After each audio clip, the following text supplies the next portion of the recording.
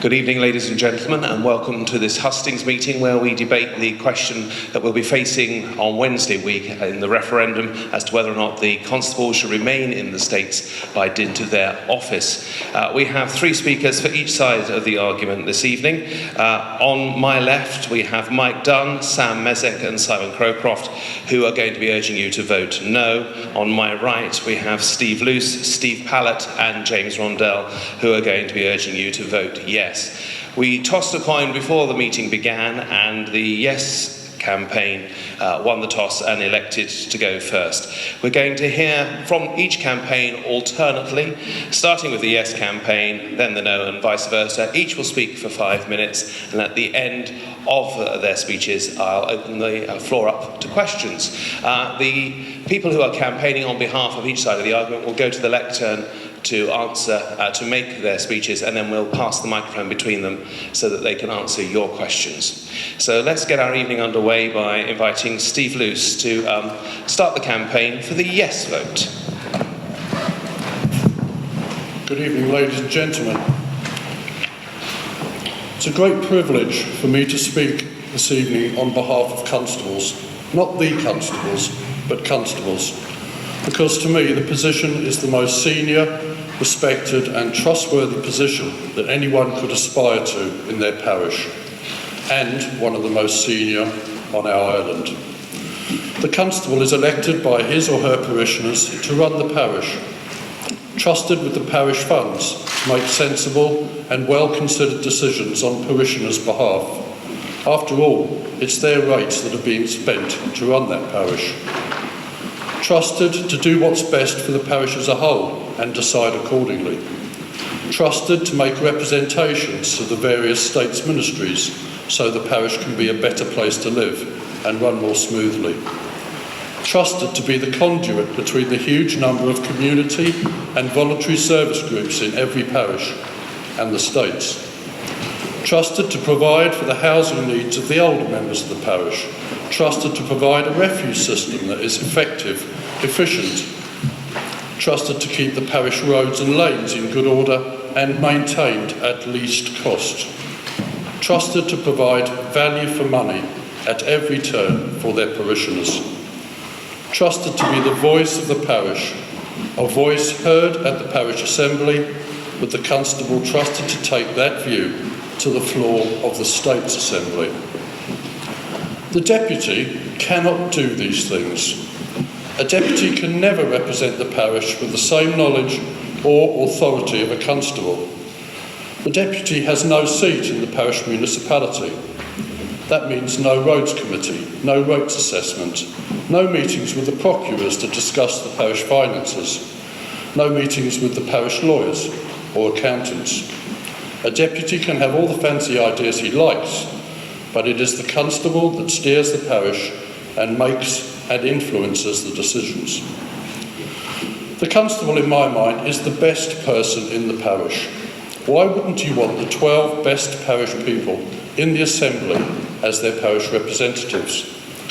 When it comes to representation, yes, the constable could do a good job of putting forward the parish views and, at the same time, do the deputy's job of parish delegate. But be under no illusions that, while the deputy can speak for individual parishioners, the deputy could not, just cannot, represent the parish. Constables are senior in every way to deputies. That's how it is. The constable is the top person. I'll say it yet again in public. I would gladly give up my seat as deputy so my constable can represent me and my parish in the States Assembly. There's a lot of criticism of the 11 constables being elected unopposed, while the last people that should be criticised are those 11. It's not their fault that no one wants to take them on in an election. Being constable is a tough job. It requires an enormous amount of hard work. It involves being criticised on a regular basis. It's a role that can only be taken by people who are prepared to dedicate themselves to it. We need to change a system that delivers us 11 unopposed constables, says the JP this evening. But please remember that only one of the 12 constables voted against the will of the electorate at the last referendum. Only one. So please don't accuse the constables of trying to stop change. I'd just like to say now something about automatic right. It's an easy jibe, isn't it? The constables have an automatic right to sit in the States. Well, yes, but no automatic right in some strange way than a deputy. And the reason is this. Has any one of the constables ever been elected by parishioners who then said, after the constable had gone off to the States Assembly, well, we didn't realise that the constable got to sit in the States as well? Just like people who elect their deputy to sit in the States, people vote to elect their constables to head the parish and sit in the Assembly. There's nothing hidden, no surprises, so let's drop this automatic nonsense. The two jobs go hand in hand. There's no one who doesn't know that. It's not a secret, it doesn't happen by magic. So let's not confuse the issue any further. This referendum is by far the most important part of this year's general election. Far more important than any single elected representative. More important than the Chief Minister, whoever that might be. More important than the next Treasury Minister or Planning Minister. Individuals come and go, but it is vital that the constables as a group, regardless of who they are, remain in the Assembly for continuity and stability. Stability. Some will say establishment, some stuck in their ways, some will go on and say, establishment, no change. But we have an industry in Jersey, the finance industry, that needs stability. The reason financial services are here is because of political stability. And before you start saying we don't need finance, it employs a third of our workforce, a third of our working population. We just cannot risk jobs. At present, we have 4 people in work to pay for every one old age pension. But by 2040, that number will be 2 people in work for every pension. How we cope with that is going to be a real challenge. We're just coming out of a session, and the last thing we need now is to risk jobs. We've got an ageing population. We know the vast increase in funds that are going to be required to fund health services in the future. Risking the base of our whole economy is folly beyond belief. We need the stability of the constables in the States more than ever before. As I said in the beginning, this is the most important issue in this year's general election. Finally, I would just like to address the question of voter equity. The No campaign claimed that any system of parish representation in the States Assembly gives unequal voter equity. And of course, they're absolutely 100% right. No one is disputing that. It's obvious you can't have absolute voter equity and true parish representation at the same time. So the question is this: which do you want? Constables or equal votes? For me, it's quite clear. The constables are the top people in their parish, and I want them in the States Assembly making sensible decisions. An assembly with them is a better option. Others want voter equality before everything else, and that means no constables. So there we are. The question is this: are you prepared to give up some voter equity so you can have the best people making the best decisions for your island, decisions that safeguard jobs, decisions that safeguard our future? Or are you prepared to risk everything just so that we can all say that every last person on our island has exactly the same voting power? For me, it's a no-brainer. I like to be always positive, I like to be upbeat, and I want the best for my island. That's why this morning I voted yes, and I hope you will do the same.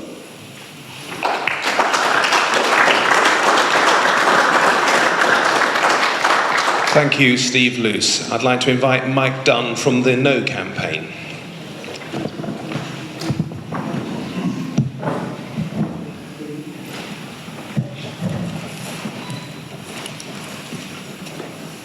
The JEP this evening has published what was basically going to be the text of my talk this evening, so I shall have to amend it slightly. But the previous speaker has amended it for me already, because he said, let's not hear about all this automatic nonsense. But unfortunately, the question that the referendum sets is specifically, should constables remain as members of the states as an automatic right? That is the constitutional question we're posed. And the answer given is either yes or no. We're very constrained by what the question is and the answers we can give. So for the previous speaker to say he doesn't want to hear about automatic nonsense, he's obviously torn up the question even before we considered it. The referendum question is not a perfect one. It's not one I chose. But of course, nobody should have an automatic right to be in government. It's a concept which belongs to ancient history. Everybody in government should be elected democratically.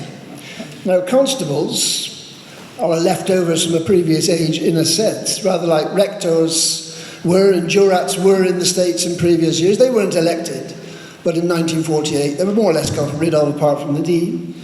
And the constables remain as a sort of their origins. We talk about constables in the States, and we talk about the States as though it's been a long-term democratic institution.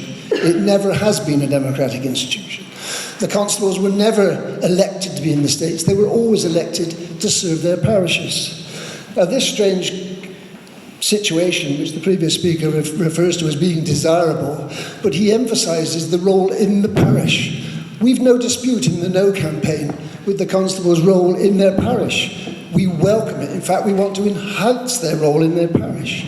But they should not automatically be in the States. They're not paid by their state, by their parishes. And they should not, somehow or other, by some mysterious means, move into a seat in the States, all-island government, when they've been elected on, in many parishes, very small numbers of people, whole-island government, and they receive a salary of £46,000 or thereabouts.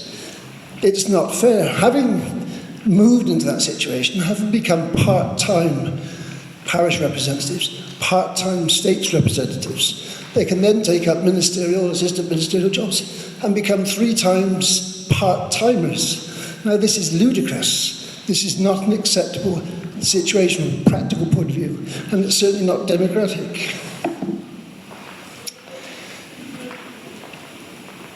As we've already been touched upon, the 11 of the 12 constables were returned at this recent election without even being elected by there was no contested election. Now, I live in St Clement, and ironically he's obviously part of the Yes camp. My St Clement's constable is sitting over there. He's a supporter of the view that constables should not be in the States. Yet, this is part of the conflict of Jersey politics, he's sitting in the Yes camp. Now, what an extraordinary bit of mental gymnastics that is. Now, I can vote for him in St Clement's because of that view, but what does he do about it? Now, I can't vote for the other 11 constables, and I can't sit as a constable in another parish because I don't live there. So it's a very narrow electorate for constables, and they're a very powerful group because of their dual role. They've got their status in the parish and they've got their status in the central government. Now, it's unfair in so many ways. I'm amazed that it's survived for so long.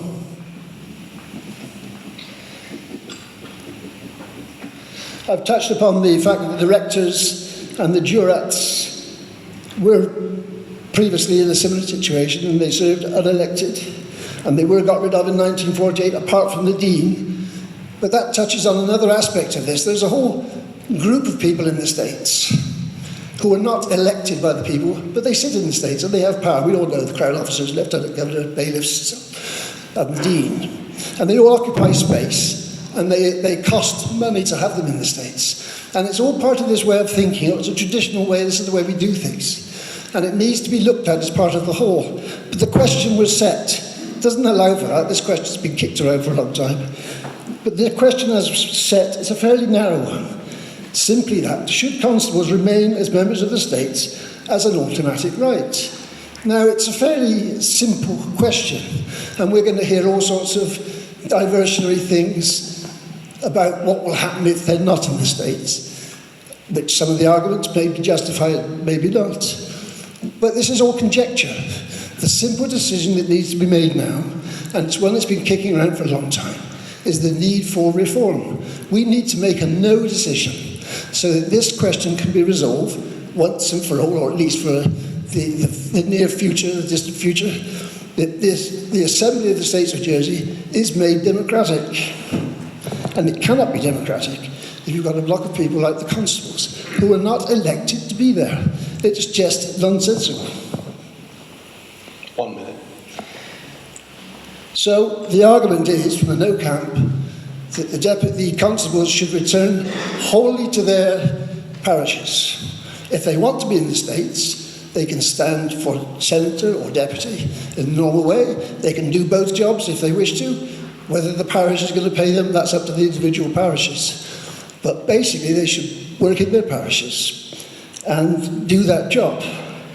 And that job can be improved with a reconstituted Committee of Constables. That workload can be increased, and it can take work off the States of Jersey so that the thing will work much more in harmony, and the general public will benefit from that arrangement. I think I'll stop there. Thank you.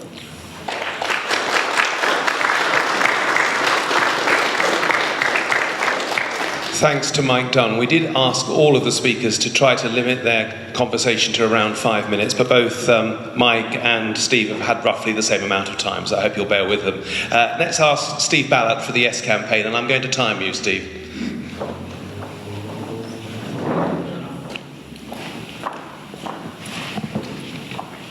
Good evening, everybody. It's a pleasure to be here in St Helier.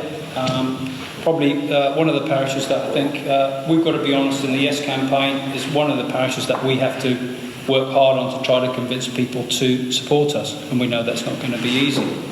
I really want to go back to the early days for me. And first of all, probably say that I'm not here for tradition's sake. I'm here for the future.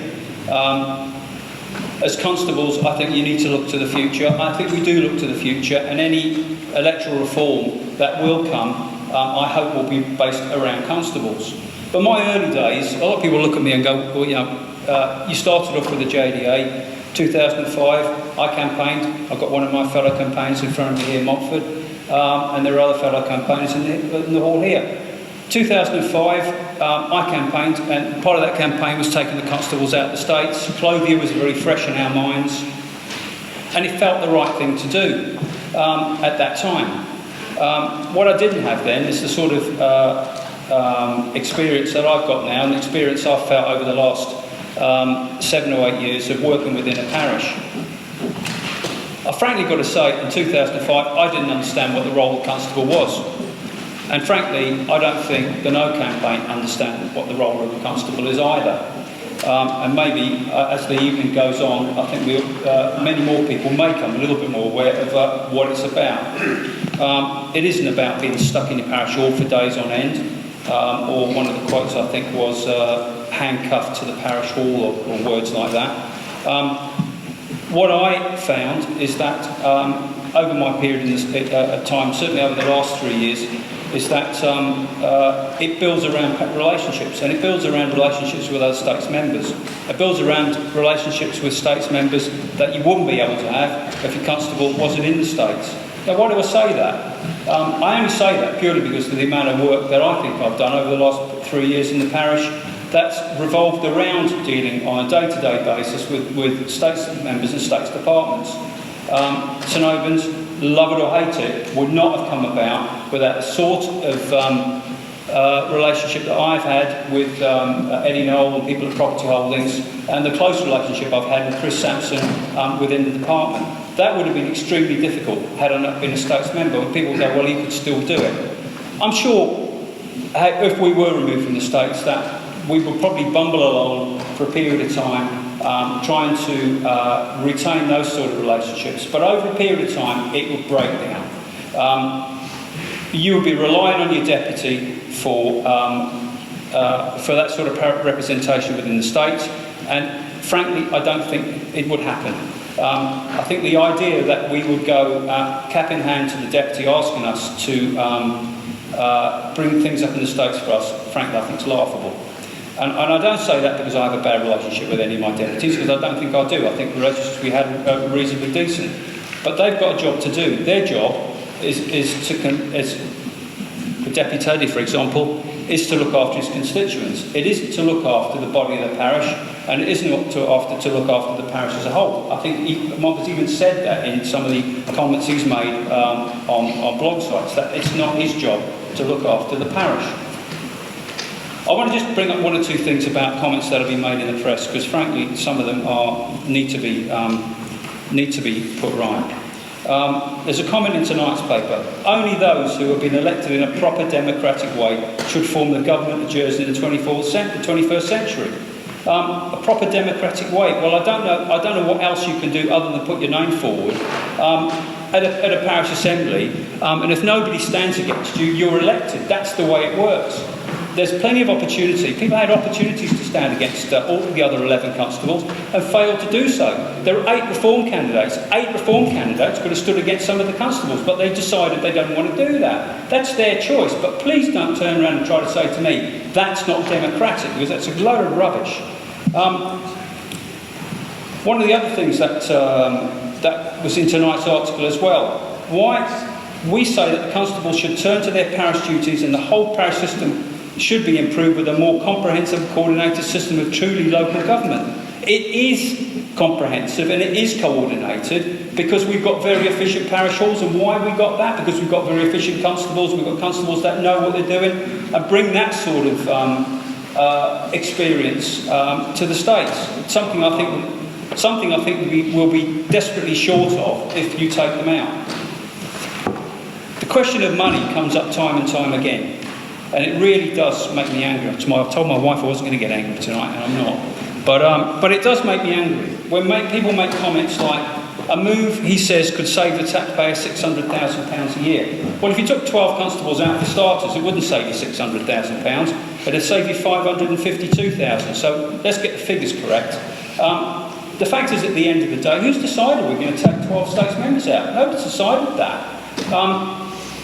What numbers are it going to be? 42, 37, 45? We haven't made that decision. So why make a ridiculous comment like that? Another comment that was made by Mike Dunn: why should I have to pay for a constable elsewhere when I can't vote for them? Well, he could say the same about 27 of the other 29 deputies. Quite a ridiculous comment to make.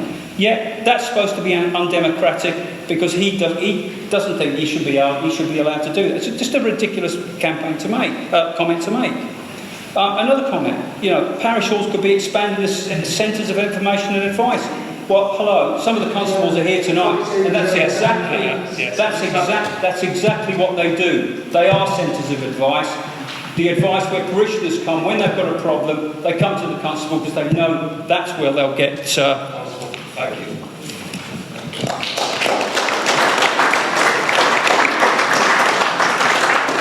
Steve Pallett, thank you very much. Sam Mezek for the No campaign. Thank you, Chairman and ladies and gentlemen.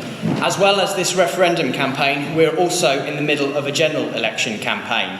The island is facing a £95 million budget deficit, which means that our next government is going to have to make some of the toughest decisions that have ever been made in government in Jersey on what public services may be cut or on what taxes may have to be raised so that we can balance the books and not leave a legacy of debt for the next generations.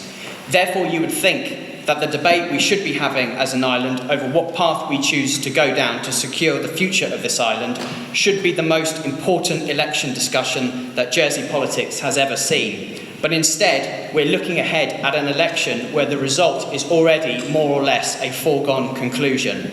17 people have already been elected without a single vote being cast. That's 1/3 of our island's parliament. They'll be taking home £47,000 a year of your money and deciding on the laws that govern your lives without having received a single vote to do so and without having to contribute a single idea or policy to our pre-election debate on the future of our island in this important and uncertain time. 3 of them have even been elected for the very first time uncontested, so the public don't even have a track record to measure them by. They have simply been lumped with these people without any choice whatsoever. The public, who are the people who are going to have to suffer the consequences of these potential cuts to public services or these potential tax rises, have had no say whatsoever in whether they believe these people have the right values and ideas to take our island forward in a way that is in line with our desires as a community. And on top of this, we know that the States of Jersey, its reputation is at rock bottom. The annual social survey last year showed that 70% of the population do not have faith in the States of Jersey. We have the lowest voter turnouts in Europe. Such disdain the people of this island have for the States that they actively choose to boycott elections, meaning no government we have can claim to be legitimate or have a mandate. When you combine all of these facts, it is clear as day, ladies and gentlemen, that our electoral system is completely and utterly broken. We need change, and the status quo cannot go on any longer. And it is only a vote for no that will begin the path towards that change. A vote for yes sends us back to the drawing board once again so that we can stretch out this fiasco of a debate for another 10 years. I say we have waited far too long already. We owe it to the people of Jersey to deliver for them a system of government that is fit for purpose in the 21st century and not drag this out, wasting millions of pounds of taxpayers' money in the process. This new system that we must create for Jersey must be one in which every single islander, no matter where they live, has an equal vote. It's not right that St Mary can have one states member for every 800 people, yet my constituents here in St Helier have to settle for one for every 3,000 voters. They are not worse than any other people in the island, and it is simply indefensible in a democracy. Every voter should have the same number of votes. Every politician should represent the same number of people, and no politician should face an uncontested election. And it is simply numerically impossible to implement a system that fits those criteria whilst the constables remain as automatic members of the States of Jersey. Now, we're going to hear from the yes side and certain constables that it is simply a certainty, it is an indisputable fact that without the constables being automatically in the States, our whole parish system will crumble before our eyes. And we're about to hear from another constable who will tell you the precise opposite. So do not let anybody tell you that voting no is a vote to diminish our parish system as a matter of indisputable fact. It is not. It is simply a matter of opinion to say that, and those who try and say otherwise should not be allowed to go unchallenged. 1 minute. We should ask some questions like these. How does it benefit a parish for their head to be committed to an increasing burden of states work that is mostly nothing to do with the parish? How does it help the honorary system for only one member of it to get paid whilst the rest are expected to give up their time for free? I say a no vote is not a vote to dismantle our parish system. It is a vote to give an opportunity to revitalise our parish system and evaluate how we want those services provided to us in an effective and efficient way. It was Aneurin Bevan who said of the British NHS that the NHS will continue to exist so long as there are those left willing to fight for it. Well, I say that our parish system will continue to exist so long as there are people ready to fight for its principles. Our parish system does not need to be kept on life support by the States of Jersey. It is strong enough and has enough merit in its own right to continue to exist for many years to come. We have nothing to fear for a yes vote, but we have everything to gain for our democracy. Thank you very much.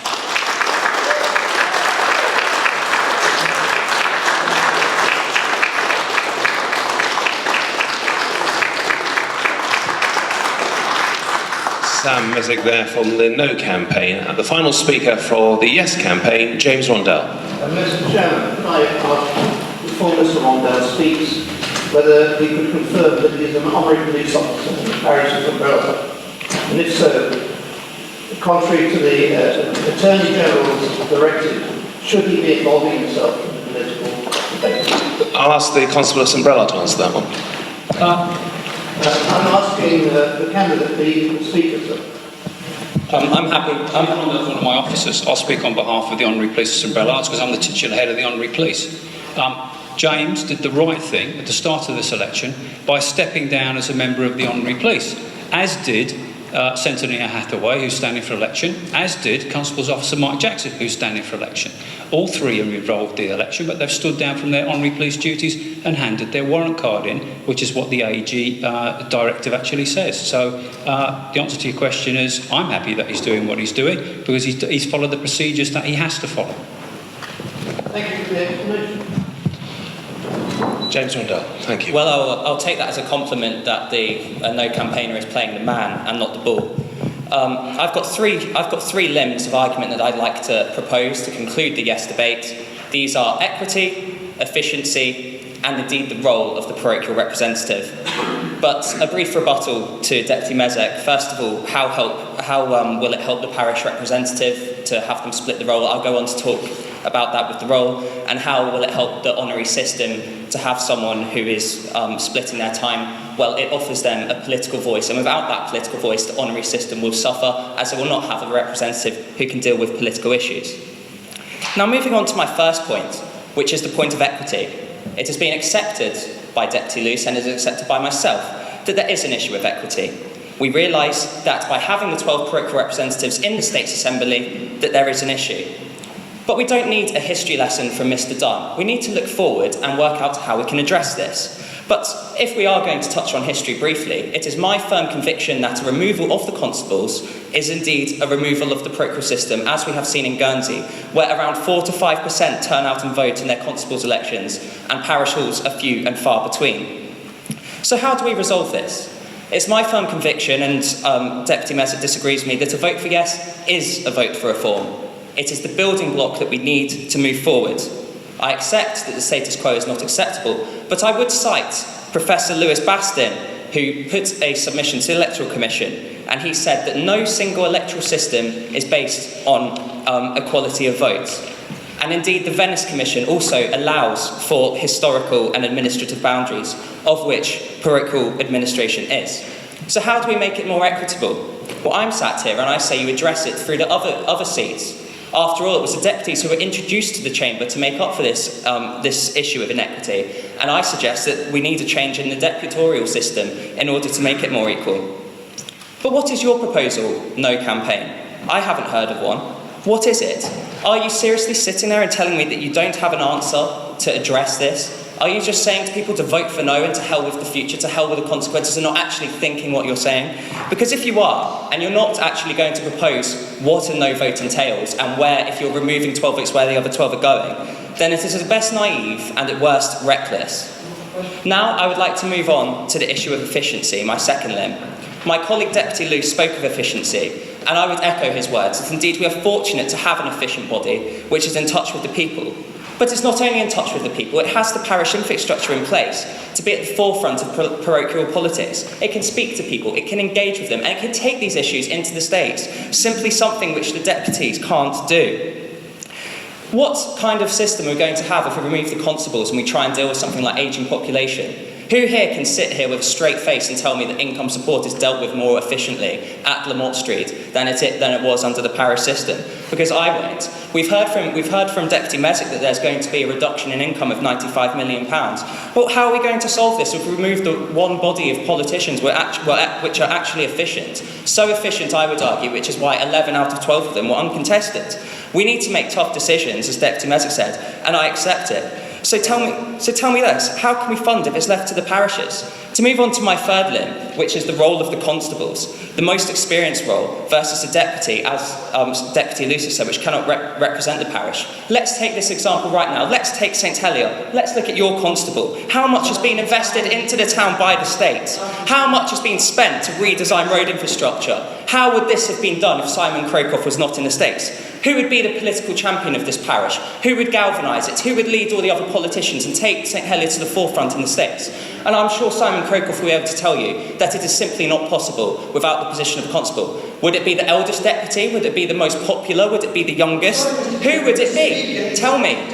I would like for Simon Crowcroft to address this. Please not interrupt. He's got 10 further seconds. Thank you very much. Thank you, Mr. Chairman. Because if Simon Crowcroft can't address this and can't tell me why he's doing it, then why has he stood for re-election as constable? Because he knows as well as I do that it is through his role as constable that he can further the interests of St Helier and ensure that the states pay their rates. Thank you.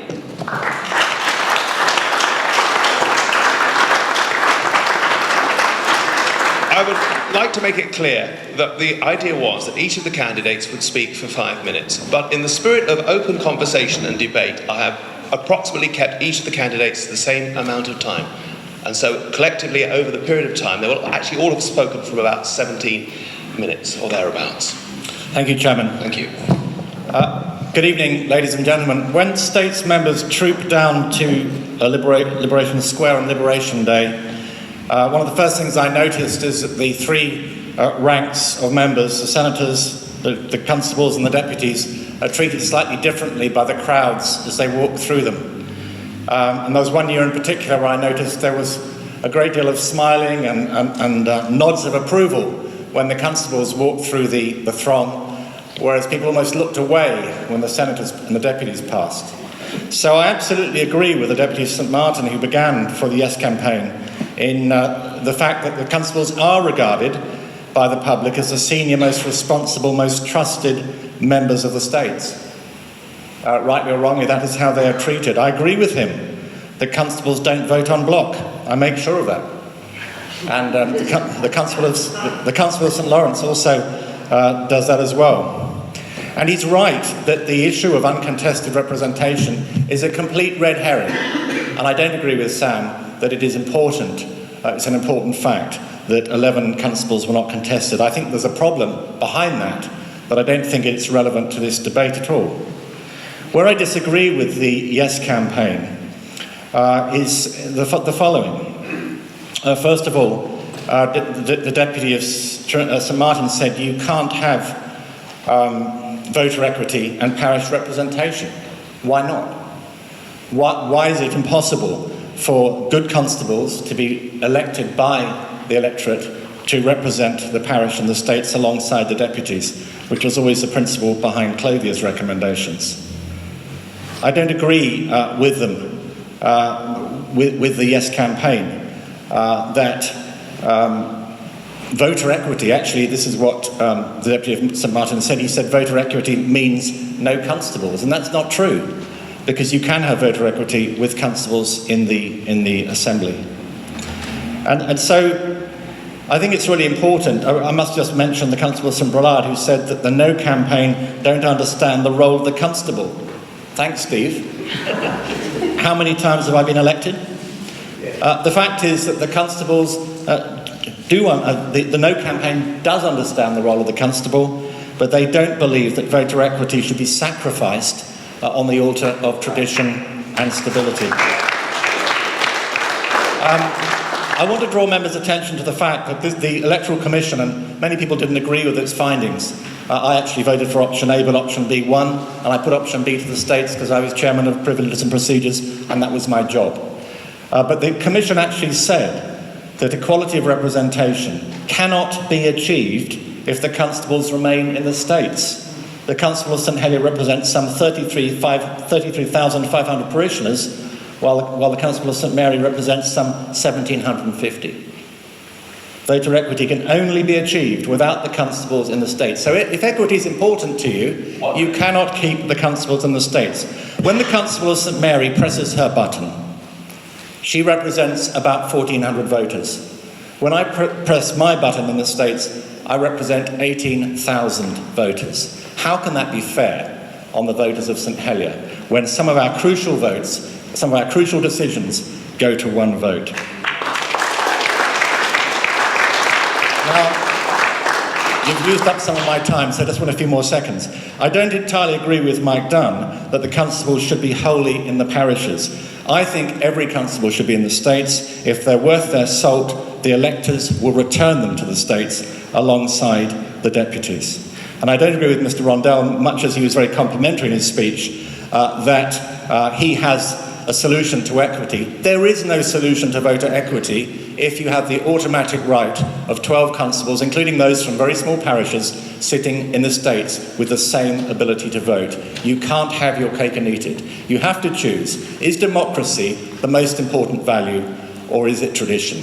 And I don't think you have to lose the parish representation, but surely democracy is the most important thing in the modern world. Thank you.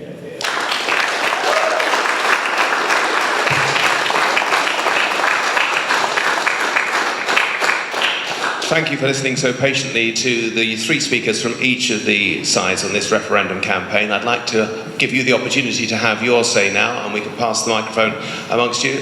Senator Brecken can put the first question, and I'll then pass this microphone to the appropriate team. Could I ask a member from each side of the campaign how your campaign is financed, who by, and how much you've got? Let's pass this to the Yes campaign. I'll answer that because I'm actually in terms of the finance for the Yes campaign. We're being financed by individuals. The largest contribution we've had to date is £500. Most of them are £100 or £200 from various people, some constables, some deputies, some private members. I've got to say one or two businessmen. I'd be lying if I didn't. But they're all small amounts. There's been no large amount given to the campaign. The overall we intend spending is, I'd like to keep it under half of the senatorial campaign. Senatorial campaign is about 9,500, so you can work those figures out yourself. But then again, maybe if you can't work out what 12 times 46 is, you won't. That's basically what we've done. I think that's a reasonable amount. It's an island-wide campaign, very much like the senators, so I think we've tried to keep it at half the senatorial amount. And from the No campaign? I'm financing the No campaign. I think it's cost me about £36 to date. And if anybody wants to make any contribution so I can do some nice coloured leaflets like the Yes campaign have, they'd be most gratefully received. Deputy Tadier?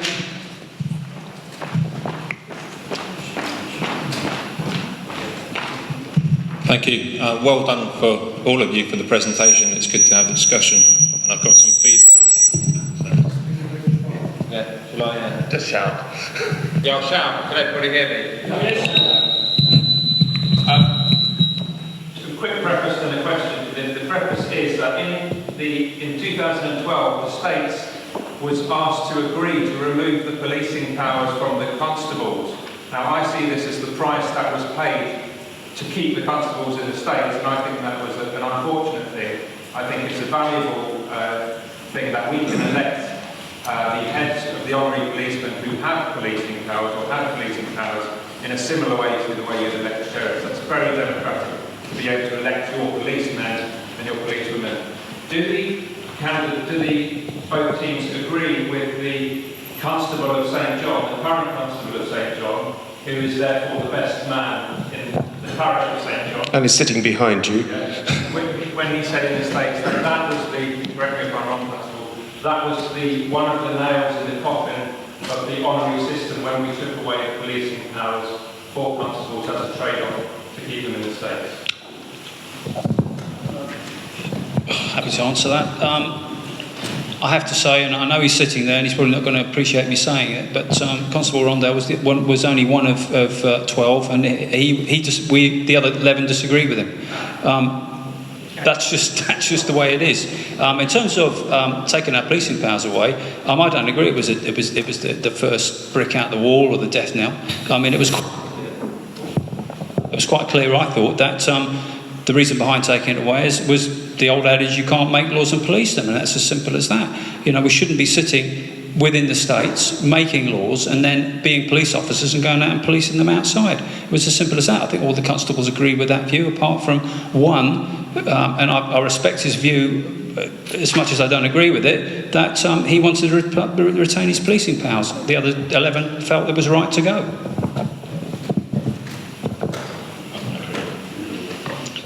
I just make one point. The original role of the constables was a policing role. That's what they were. They weren't representatives of the people. They were there to lock them up. We'll give you a microphone. Hello, thank you, Mr. Chairman. To me, it's a simple question of democracy posed by Constable Crowcroft. You have to choose between the two. It's obvious in a plural society that you have to choose on the balance of democracy. Now, the ultimate irony is that in the past there has been an imbalance of power. You've got 12 constables, which is almost a quarter or more of the states, which don't vote as a bloc, but essentially they do. And historically, it's resulted in an imbalance of the density and distribution of population. And your question is? The ultimate irony for me last year was the fact that this was contested, that the result of the concentration of population, which has been caused by, historically, by the constables, are now bleating that that's given too much power because there are too many people living in St Helier and in St Clement. Now that is the ultimate irony. So what was your question to me? And it says it all. Well, I'd like to know what the people here, yes and no, think about that.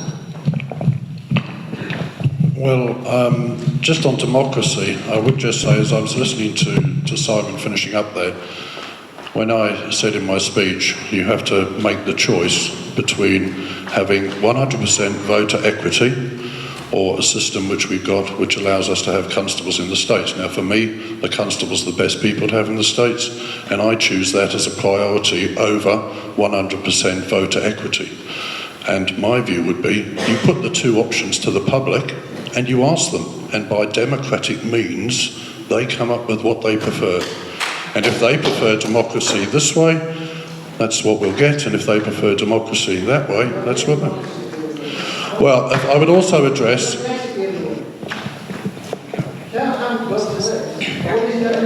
Hang on, I'll answer this. Steve, if you are so confident that the 12 constables are the best politicians in the states of Jersey, why are you so scared of them having to face a separate election to become states members? It's an issue of democratic principle.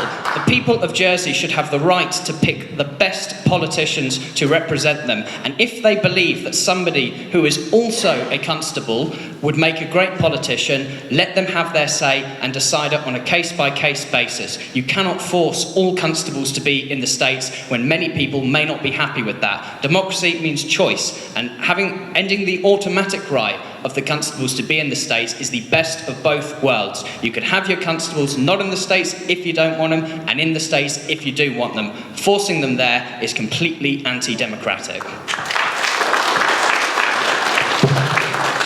I've spotted 3 people who want to ask questions, a 4th one over there. I'll come to you in turn, if I may. Kit Ashton, have your question next, please.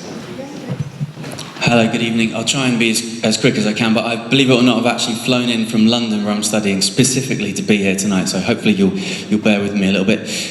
So the parish system is very close to my heart. As an activist for Gerrier, with my band Bad Lebec, I've played at many parish events. In fact, one of yours last year, Steve, that was great. So I do appreciate the role of the constable there, and also I'm beginning to really appreciate the connection between the parish system and the Gerrier community. It is a really an important part of our cultural identity, and long may that continue. On the other hand, there is an issue here with voter equity, and I'm glad that James pointed out that it's unacceptable to have over three times the voting power in St Mary than town. So my question, it arises from a conversation I had with the Right Honourable John Redwood MP recently, who was in Jersey, who's, no matter what you think of his politics, a very respected parliamentarian, and he's a Democrat.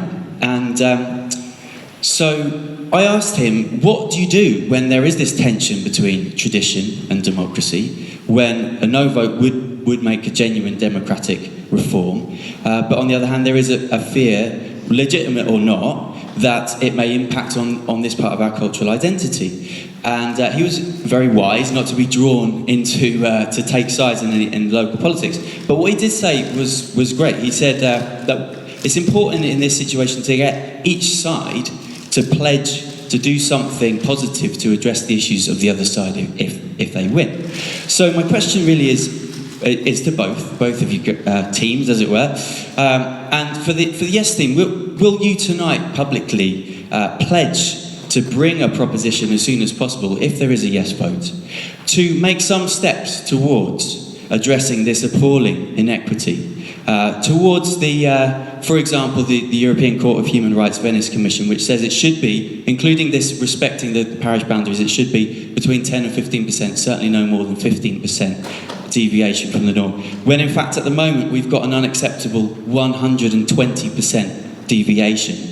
So will you pledge tonight to bring a proposition to change that should you guys win? And to the no team, if there's a no vote, will you pledge to bring a proposition as soon as possible to bring a proper attention to the parish system, to revitalise it and to address these real or not, legitimate or not fears, perhaps, for example, by bringing back the policing powers, or whatever other means, but bring a positive proposition to address these issues. Thank you very much. Okay, thank you very much indeed.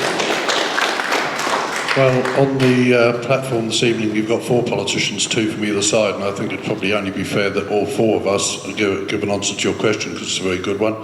Personally, yes, I'd be more than happy to commit to that. What I'm arguing for this evening is constables in the States Assembly. I'm not saying that, and I have already said it, you know, we have got a problem with equality, which I'd like to get to grips with, but I want constables in the States first. If we can get the constables in the States, yes, we've got to look at the deputies, and I'll repeat it, Montfort agrees with me. I'll quite happily step down as deputy if my constable can represent me in the States, and I'd like to think we'd have a bit more of that around the island to even up the voter equity situation. Steve, I brought propositions to that effect, and you had a chance to vote for it, and you voted to keep your own seat. That's probably for another time and another place, but we'll come back to that point another time. Steve Pallett. The answer is yes. Whether we can get to the 10 or 15% that you're asking for, I think with the Constable of the State is going to be very difficult, and I think we've got to accept that. But I think there will need to be some compromise. There probably need to be some compromise on both sides when the dust settles over this, whichever way it goes. Clearly, I was disappointed after the last referendum that we couldn't have moved forward on option B with the opportunity maybe at some later date to have another look at the constables and the constables question. But 22 of the 27 deputies decided they didn't want to do that. Now, I'm not whether that was right or wrong is by the by now. But there will need to be some compromise. I do think, though, that St Helier is underrepresented. I said that after the last referendum, and I think there was an opportunity for some compromise in the States Chamber when we were discussing option B and option A. But we didn't get there, and unfortunately we've got to the point now where we've got I think it's a simple question on constables, and I think we've got to move on from this afterwards. But whether that's based on, I'd like to think if the vote's no, I would do what I would have done what I would have done in the last referendum. If option A had won in the last referendum, I would have supported option A. I said that all the way along. And if the question goes against us this time, I'll keep to the same word. And if the public don't want the constables in the States, then I'll bring a proposition based around no constables in the States, and probably the opportunity to have the sort of voter equity that you'd like. Sam Mezek. Thank you. I'm the one politician on the platform whose seat in the next Assembly isn't guaranteed, so whether or not I'll have the opportunity personally to bring a proposition is down to the good people of St Helier number 2. In terms of would we on the no side bring forward a proposition to secure the future of the parish system, make sure that it continues to be an important part of Jersey life? Absolutely. I am not a constable, but I am a supporter of the parish system, and in the States I will never ever vote for anything that I think will genuinely damage the prospects of our parish system and will diminish community life in Jersey. I'll never do that because it's not something I believe would be in the interest of our island, and that's where I come from. I'm able to do that despite the fact I'm not a constable. So the people of Jersey will be able to keep a strong parish system so long as we continue to elect politicians who will fight for the parish system. They don't have to be constables to do that. There's nothing intrinsic in that means that that's a certainty. It'll be up to the public to decide who they want and how they want to do that. But on the pledge from the yes side, whether they'll support voter equity, well, I hope the ones who are involved in this campaign will do so. That's absolutely fundamentally important as far as I'm concerned. But we cannot ignore the fact that there are many supporters of the yes side, one of them being Senator Balash, who has said that voter equity is not as important to him as the parish system. And I think that is completely incompatible with democracy. We have to have voter equity. And it's not right that some people have a vote that's worth more than others. It's just not right. Yeah, thank you for the question, Kit. What will we do to revitalise the parish system? Well, there are two specific things that I'm currently looking at. I was recently informed by the bailiff's office that I couldn't arrange any entertainment in the street to go with the Love Thursdays, Love Shopping initiative unless I went through a complicated application procedure and went through lots of red tape and paid my licence fee, which I think is completely mad. I think the constables should be in charge of whatever happens in their parish in terms of entertainment, and I do intend to ask the states to change the rules so that if you want to busk in St Mary, you go and see the constable or the roads committee.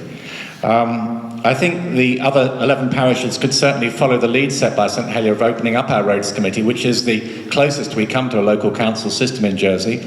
And incidentally, I don't agree with James when he said that Guernsey is an example of what happens when you weaken the role of the constable. I was recently invited over to St Peter Port, and the role of the Duzane in St Peter Port is incredibly active, and I would suggest that they have a more active and vibrant system of local government than we do.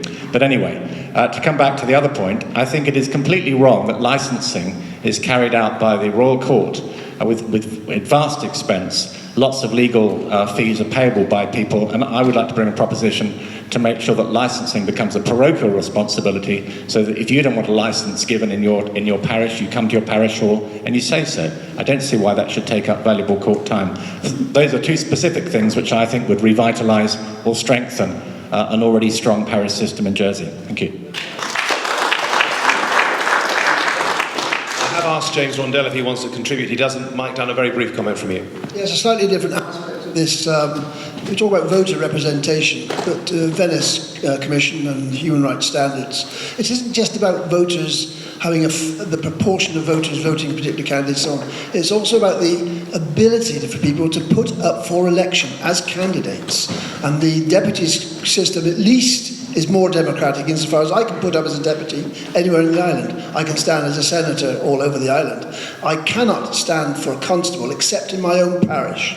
Now that is grossly unfair, because that means that the smaller parishes have got such a small group of people from which their representatives have constable can be gained, and they have a whole island role. So that's a degree of lack of democracy which is not generally accepted. It's not just about the percentage, the numbers who vote, it's about my ability as a citizen to be able to put up as a candidate. Gentleman over here. I notice there's a gentleman there, and the constable there. Right, thank you. You should be all right. You're downwind of the speakers. Yes, I just wanted to go back to the Venice Commission, which comes from a European body set up to identify fair elections. I just would like I would like James to go back and read that, because the actual sentence he has taken follows on from the sentence that says that the amount of variance allowed is between 10% and, in extreme circumstances, 15%. And that is when it goes on to talk about traditions and so on. So that's giving you some idea of the leeway of the variance. In no way, I would suggest, but actually I'm asking the question. So my question is, will you go back and read that and rethink? Well, I'm happy to go back and read any document, and in fact I've got it right before me, and actually that section is under 2.2, and it's there's no sentence which precedes it. It's actually a standalone paragraph, paragraph 14, and it reads: constituency boundaries may also be determined on the basis of geographical criteria and the administrative or indeed historic boundary lines, which often depend on geography. Now, when we break down our island, we have 12 administrative bodies. Indeed, they are historic, and they've been in the state for some hundreds of years. I want the retention of them, and I don't think it can, and whilst it is unequal at the moment, I think it can be made more equal. The Venice Commission is not binding, it's advisory. We take it as a piece of advice, and we accept that we have historic boundaries, and why not preserve them when they're doing such a fantastic job? That Reform Jersey are standing candidates against their own sitting members and not putting them up against a constable. Well, let's go back to Reform Jersey and see what they've got to say. Well, I did get Reform Jersey on something that's nothing to do with us. That's amazing. Anyway, the official advisor for the Electoral Commission last year, when they came up with their Option B, the Great Gerrymander, as I refer to it, their official advisor was somebody called Dr. Alan Renwick, and in his official reports to the Electoral Commission, it said very clearly Look at option B. The option to keep the constables in the states violates the Venice Commission. It was completely unambiguous. The Venice Commission does have some leeway that it can give for important administrative bodies or whatever, but when there is an alternative that could be in line with those percentage deviations and respects parish boundaries, to then have another alternative which completely ignores it, no, it does violate the Venice Commission, and every single expert piece of advice the Jersey government has ever been given says so. So it's completely dishonest to say that it is fine with the Venice Commission. It just isn't, and that's a matter of fact. The gentleman in the green jumper. And anybody else want to speak? I've got two there and one there. Lovely, thank you very much. The Yes campaign put up a brilliant show here tonight. They represented the constables in a brilliant way. They told us what a brilliant job they did. And they do such a brilliant job, and they're so busy all the time. It amazes me they've got time to even sit in the states. So I don't think they came up with any decent idea why they should sit in the states. As far as the No campaign is concerned, what I'm surprised about is they haven't put up any ideas or come across with any suggestions how the constables will be compensated for their role if they're not back in the states. I mean, if this referendum goes through on the No vote, what's going to happen to the constable's income? Surely they won't be reduced from 45 grand a year to nothing overnight. What sort of provisions have you got in mind for that? Is that your question, sir? Yeah. Okay, the provision then, should the constables be removed from the states? Simon Crowcroft. Yeah, thank you for that question. The first question was, why should the constables sit in the states? And I think it's vital that the constables stand as deputies in the states because, as someone said earlier, the constable quite often knows at least as much as the deputies what's going on with the parish and what corners need to be fought. In St Helier in particular, I work with the 10 deputies and we regularly agree, we vote unanimously for the interests of St Helier in the States. But because of the way the numbers are done, we don't have a majority anyway. So unless other parishes come on board, we often lose the debate, as we did over the incinerator. I think the issue about payment is actually not particularly relevant here. Every parish sets its own income. The ratepayers come into the rates assembly and they decide what they're going to pay. If they haven't chosen to return their constable to the states as a deputy, then they will presumably make some allowance for their constable, and it presumably will depend on which parish is being dealt with. In the case of St Helier, I do the job of the chief executive as well as the constable, as well as sitting in the States. So if I wasn't returned to the States by the people of St Helier, I would come to them with my hat out and I'd say, look guys, I can't do this for nothing. And hopefully the procurers would suggest a sum to the Rates Assembly that the Rates Assembly would regard as reasonable. But that hasn't happened yet, and as I say, my earnest belief, my sincere belief is that good constables would always be returned to the States as deputies because the parishioners want them there. I just address your first question about constables, and Simon's just mentioned, any good constable would run as deputy. I just can't understand why, if a parish only has one representative, it wouldn't be the constable first. The constable is the top man in the parish. He outweighs the deputy because he's elected by the same people, but to do a vastly superior job. And I just don't understand why, if you've only got, well, as I've said before, if St Martin's gets reduced to one parish representative, I want that representative to be the constable, not the deputy, the constable. He's the main man. And I haven't forgotten the second part of your question, which is what happens, should they vote to remove the constables, what happens then? Well, if the constables leave the States, what do? Do you make up the deficit? Is it a trigger for electoral reform, Mike Dunn? Yes, it is a trigger, but the question is a question, and it doesn't give any answers, unfortunately, or it doesn't give solutions to what happens if we vote no. And it's for us, the general public, and the states to come up with solutions. If you get rid of 12 part-time constables, constables, I would hope and think that very likely 6 full-time deputies would replace them, and they'd be, in other words, the inequalities which are all over the island about people not having adequate representation could be addressed. So from a cost point of view, you'd still save money because you'd have 6 full-time deputies. That's a suggestion, rather than 12 part-time constables who are getting a full-time pay. That's the sort of reform that could be addressed, could be looked at, can be discussed, along with getting rid of the Lieutenant Governor and all the rest of them who sit there doing nothing and get paid very large sums of money in our states, in our government. There are lots of reforms that could be looked at, but of course they're not in the question. The question is very simply about whether the constable should have this automatic right, and quite clearly they shouldn't. What we do exactly afterwards is to be discussed, but things like taking some work from the states,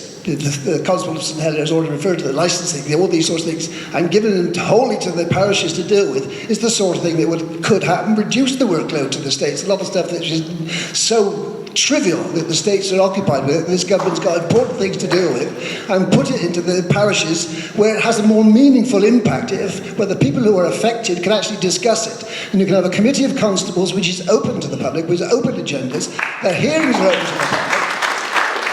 And this is what democracy is all about, is getting representation and getting the ability of the public to participate down to the bottom levels. And we've got this whole tier of the parishes at the moment, which are virtually a closed shop. The St Helier one has got its roads committee, the only roads committee in the island, as far as I know, which is open to the public. What a deplorable situation. Why aren't the other 11 parishes open to the public? It's not acceptable. Why is there a different standard? These are the sort of basic things, the answers. The question says, should the automatic right, should they be there? The solutions, the actual what can you do, has to be discussed. But there are plenty of ideas. Don't go around thinking there aren't ideas. There are plenty of ideas for reform about how to improve the situation for the states and for the parishes.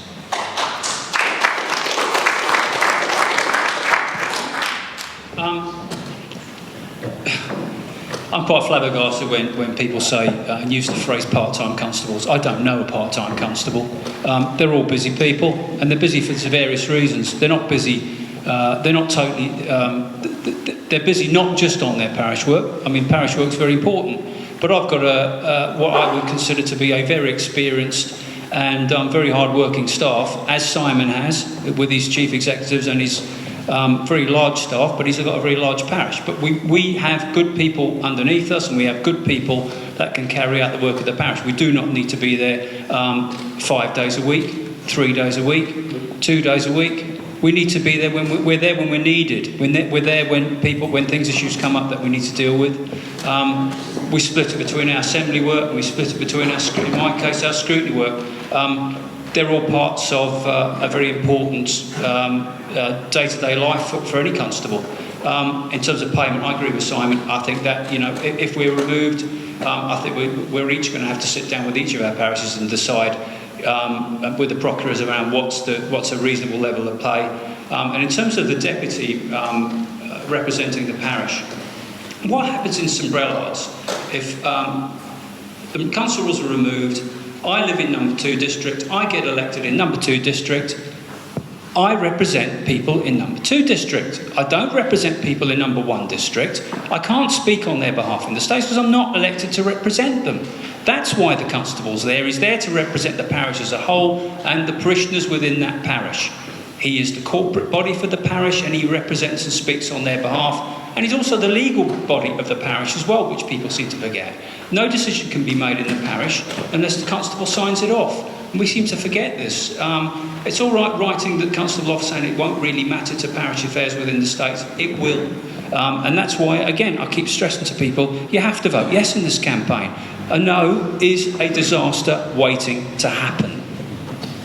Hugh Gill. Thank you. I hope I don't get any feedback on this. Is that okay?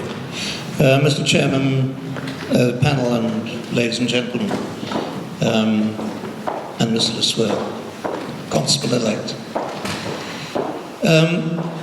I've done a crit of the Yes leaflet. If anybody would like a copy of it, they're more than welcome. But I would like to draw attention to one or two of the unsubstantiated and disingenuous statements and claims that are made in it. But one in particular, and that is, like Constable Crowcroft says, that, and I quote, the loss of the constables and estates will undoubtedly lead to a significant weakening of the parish system, as has been the case in Guernsey for many years.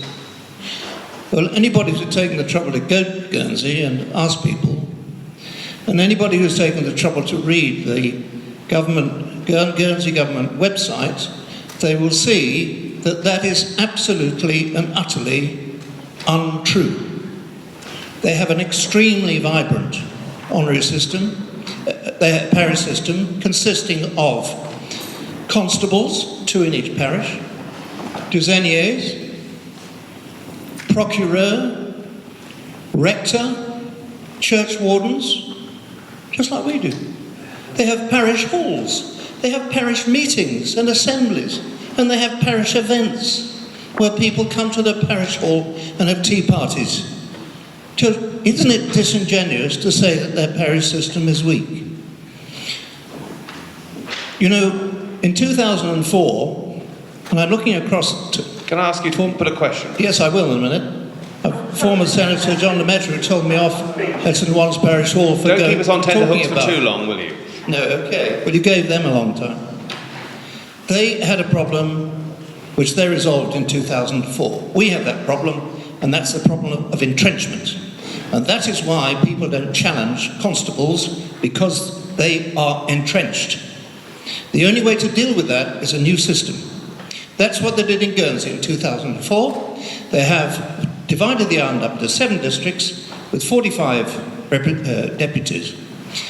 And I'd like to ask the panel's views on a change of the system to larger electoral districts. Thank you. Well, I thank for the question, which we eventually got to, and indeed I'd like to take this point of 2012 because it was actually Matthew's contemporaries in Guernsey who reported in the BBC, and I quote, "Only 10 of the 85 Guernsey parish rolls up for election will be contested. 6 douzenaire posts and 4 seats on the St Martin's School Committee are due to be discussed at parish meetings on Wednesday, and 1 position for a constable in the forest has yet to receive any nominations." So much for making the parish vibrant, and I suggest, Mr Gill, if you wish to have a tea party in the parish hall, come down and sit with Constable Pallett and myself, because they're already held on a regular basis, and as far as I'm concerned, the parish system is alive and well, and God bless it.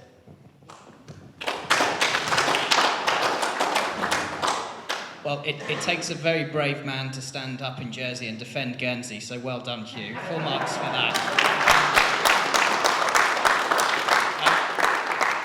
There are things they have in Guernsey that they've done spectacularly right, and there are things they've done spectacularly wrong. In Jersey, we've got things we do spectacularly right and some things we do spectacularly wrong. Looking in between the islands to find out what each other does, find out what they have right and copy it, and learn what they do wrong and try not to copy that is a very, very important thing. One of the last times I was in Guernsey, I go there quite a lot, not just for political business, but for heavy metal gigs as well.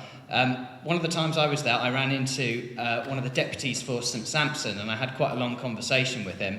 And halfway through, he told me, just as an odd thing, that he was also the constable of St Sampson. And I said, "You were elected separately as constable and deputy, and Guernsey society hasn't descended into chaos. Wow, that's impressive." So, they're able to do that in Guernsey.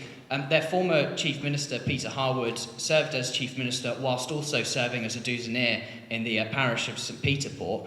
It would be very, very difficult for a constable in Jersey to become Chief Minister. It would just be seen as unacceptable, and on many occasions we've seen constables become ministers and then end up being kicked out because the public have felt they weren't focusing enough time on the parish and too much time on central government instead. So there's things that we can copy from Guernsey. We have to understand that their history of parish tradition is very different to Jersey. They have done a very different path, and there's certain things in their parish system that I wouldn't want to copy over here. But they have got some things right, and one of the things they've got right in Guernsey is no matter where you live in Guernsey, you have an equal vote to everybody else, and that is the most important thing in a democracy, and we should be copying that.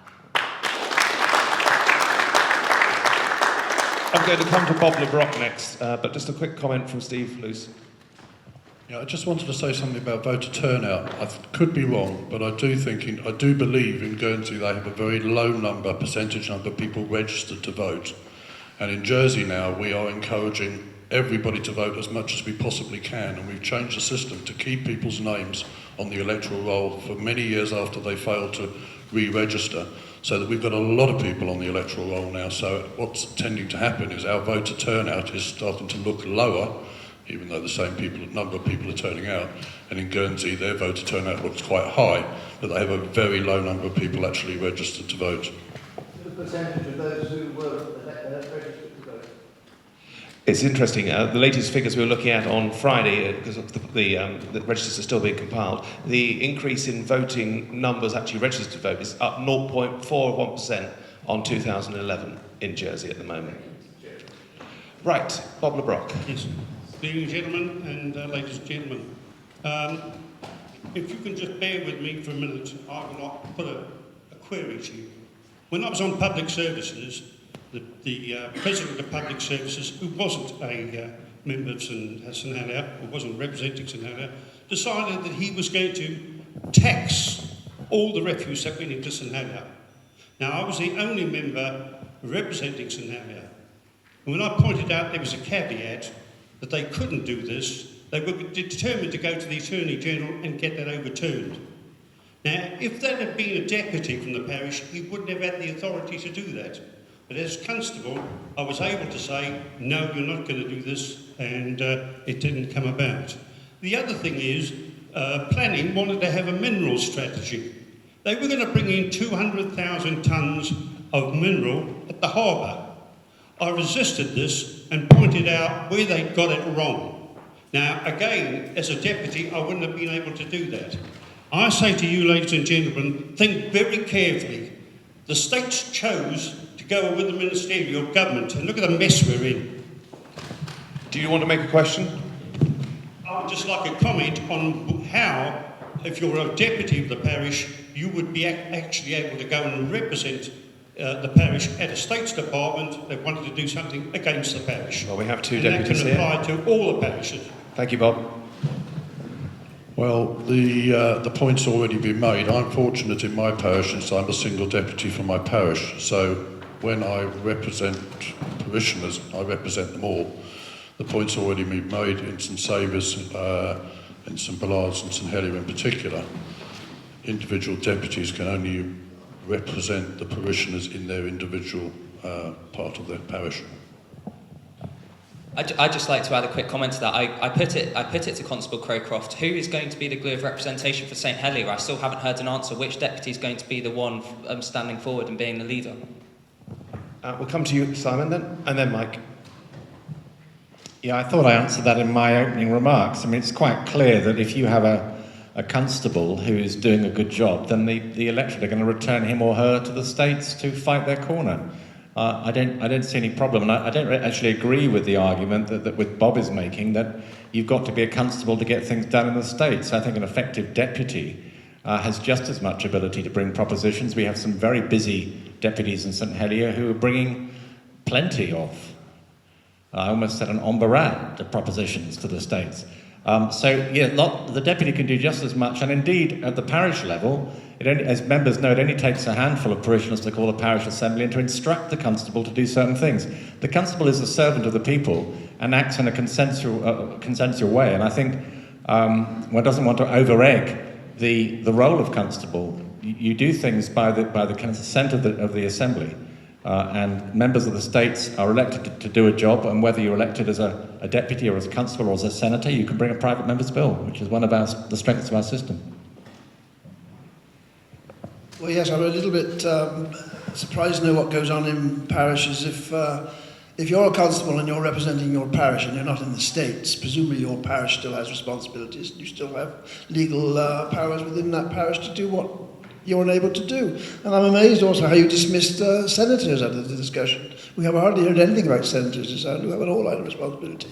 Are they really so powerless? Are the people we elect, deputies, senators, so utterly powerless that they can't represent us on important issues? That's what your suggestion. So we might as well not elect anybody according to the way you're talking. I'm conscious that time is ticking on. I'd like to finish by 9 o'clock. I can see a lady there who'd like to speak. Constable, do you want to speak still? All right, I'll come back to you in just a moment. Lady there, thank you, in the purple. I'd like to mention something about the voting system. Now, we all know that the voting system is the most powerful thing that the politicians have got, is how they vote.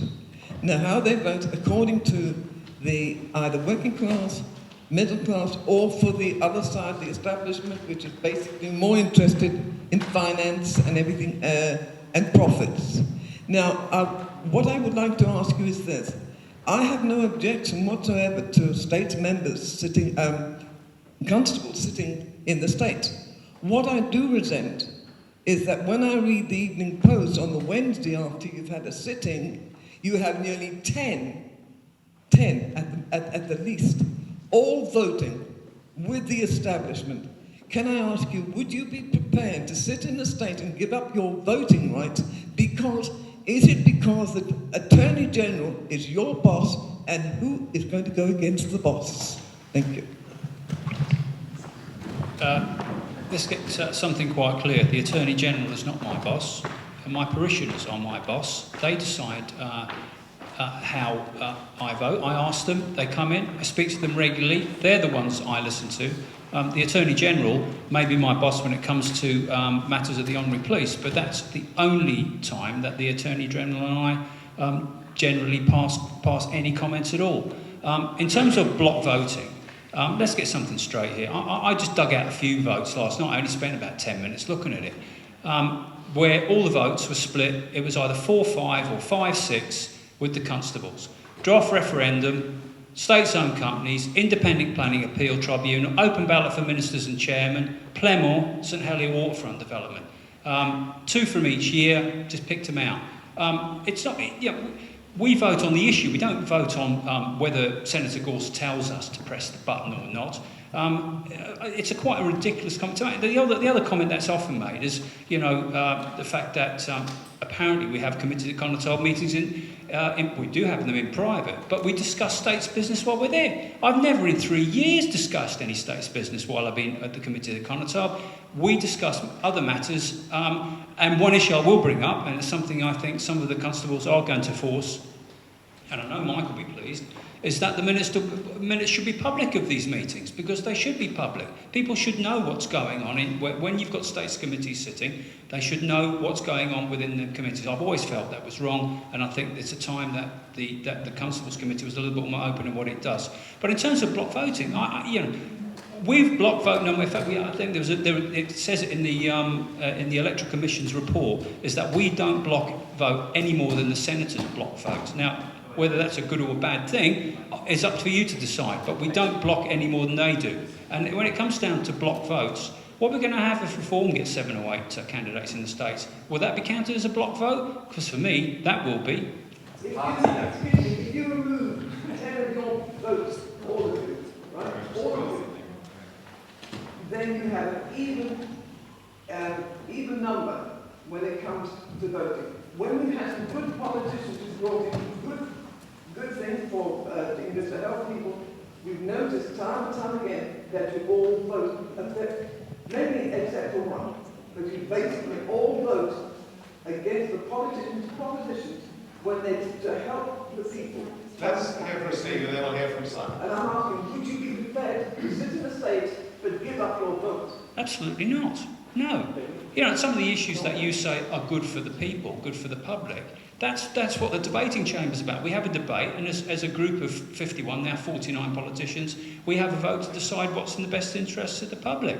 Now, sometimes we do feel, and we are split on it, just read the voting records yourself. If it's matters of conscience, generally, we're fairly evenly split. If it's matters that we think are important to the public, quite often we do vote together. We only vote together because we think it's in the best interest of the public. We individually make our minds up. We do not sit in dark corners in dark rooms making it all up and then going and sitting in and making a decision on it. It simply doesn't happen. I don't know where people get that impression from. Simon Crowcroft. Simon's just said I could just give one sentence. I just want to point out we've had 2 digs at Reform Jersey at a debate that's nothing to do with Reform Jersey. Just have a think about that and find out why you think they're doing that.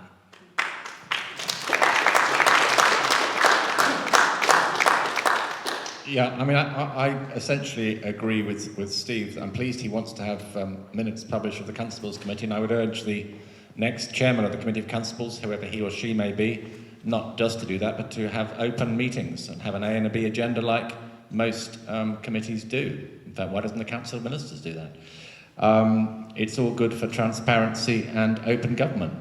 But to go back to the question, I wouldn't particularly like to be sat in the States without the ability to vote, because I think it's really important. I suppose you can speak very influentially without the vote. I can think of one unelected member of the States who has that ability. But I don't think that is a good system. I think everybody should be elected into the States on an equality of arms, on the same basis, and they should all be able to vote and should be accountable for how they vote to their electorate. Final question this evening then from Constable Norman. Thank you, Chairman. If constables are removed from the States, what guarantees can the panel offer that this won't be a precursor for the removal of all parish representation by the States moving to super constituencies, as Mr Gill would have us do, thus leaving no route for the constable to stand for the States to represent his parishioners?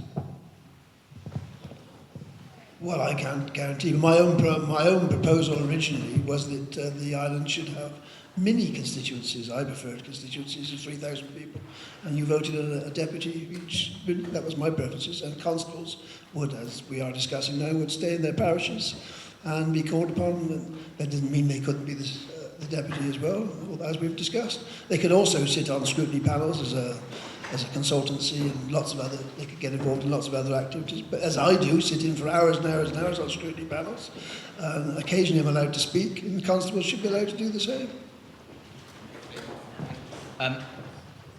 My instinct is that if there is a no vote, I suspect that the reform that will result from that will probably be some sort of clothier plus a few senators, probably. That's what I think it will be, because there is a legitimate view that parish-based constituencies rather than super constituencies carries some weight and some favour, and I think if that's the immediate compromise that needs to be made, then I think that's fair enough, so long as that the distribution within those constituencies is, as Clothier said, which is in line with population. That's a fundamental point that can't be ignored, I think. I personally believe that for now the idea of super constituencies is dead in the water, and I think that some parish representation will probably need to be kept, and possibly some senators as well, to try and, just get some consensus so that we can move forward instead of being stuck in this position where nothing happens and then nothing happens and then nothing happens again. I think that's the immediate step forward after this. Yeah, I think it's old head on young shoulders. I think Sam, if he is re-elected, should think about chairing PPC and bringing forward the next set of proposals to the States, because I don't know if I want to do it again. Clearly, Clothier is going to be re-examined by the States, and I know that there are some members who feel that we should have had a debate and a vote on that right at the start. And it is true that while the Constable of St Helier would be able to stand and represent his or her parish, that wouldn't be the case for some of the smaller parishes where you would not be able to represent the parish you lived in. The only other thing I'd like to say, which is an anomaly which really does need to be addressed and hasn't really been referred to tonight, is that the Constable of St Helier is the only constable who doesn't have to live in his or her parish, which effectively means that I could be taken on next time by lots more people than other constables, which seems a bit unfair, really, doesn't it? So I think we should change that rule and make sure that all constables can be taken on by people wherever they live. Either that, or remove the anomaly surrounding the Constable of St Helier. Thank you. Well, the question was, if constables come out of the States, is that the beginning of the end of the parish system? And I would have to agree, because if your constable can't represent the parish, I can't see how a deputy could begin to represent the parish. So if there's no constables in the States, I foresee very shortly a change to a Guernsey-type system where we'll have much more voter equality, but you can forget any sort of parochial boundaries.